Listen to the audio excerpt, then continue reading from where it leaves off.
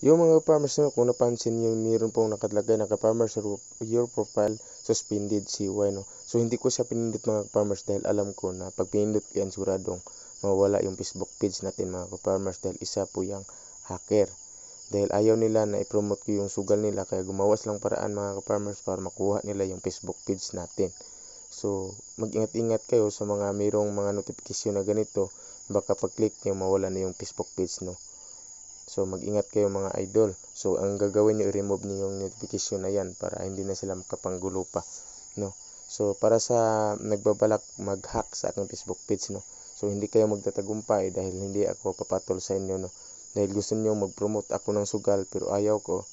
Maraming nag-visit sa akin mga ka-farmers na ipapromote pero hindi ko talaga pinansin dahil ayaw kong matuto yung mga followers ko na magsugal, no? So tayo yung dahilan para malulong sila sa sugal. So yun lang mga farmers, bye bye.